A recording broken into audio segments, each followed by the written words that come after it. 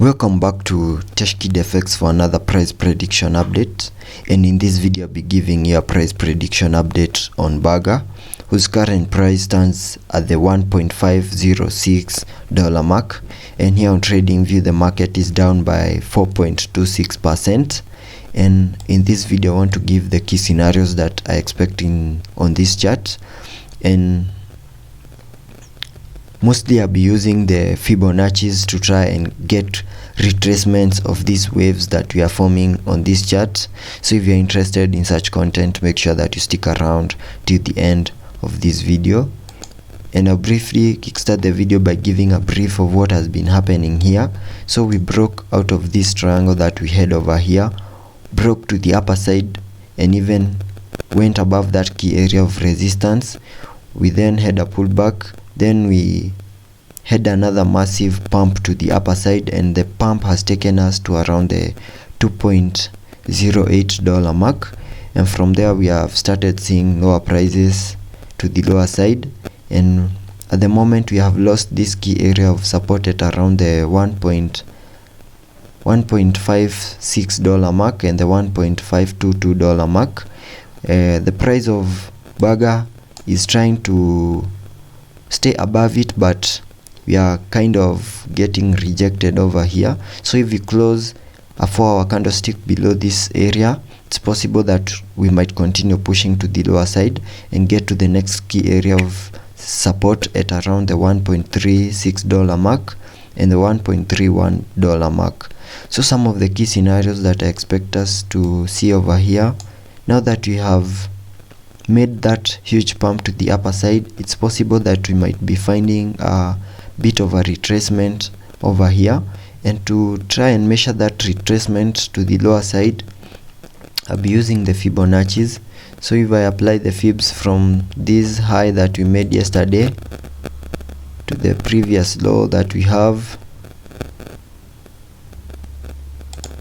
it's possible that this wave might be retracing to around the 0.5 fib level and the 0.618 fib level. That is between the $1.309 mark and the $1.122 mark. So I'll have a target area here, and that target area is in yellow. That is between the $1.309 mark and the $1.112 mark. That is the minimum that I expect that retracement to the lower side to reach. And before that happens, that means that we'll be losing a very key area of support up here. So if we continue pushing to the lower side, for us to get to this yellow target, we need to break below that key area of support at around the $1.35 mark and the $1.31 mark. And once that happens, then we might find ourselves in that yellow target that I have made using the Fibonacci's. And if we continue pushing to the lower side and we get to the next key area of support at around the $1 mark, then that would be the worst case scenario for Burger, because we might break down to the lower side and get ourselves back to around the $0.62 mark. And it's also possible that once we get to that target area that I have showed you using the Fibonacci's, we might find a reversal to the upper side, and that reversal might be strong enough to break above these key areas of resistance. And once we break above them and get a retest of that area between the $1.55 mark, it's possible that we might continue pushing to the upper side and even break above that high that we made yesterday at around the $2.08 mark. If I also take a look at the indicators here on the 4-hour chart on the RSI, we are trading at around the 65 mark, and that means we have room for us to continue pushing to the upper side if we have a breakout to the upper side.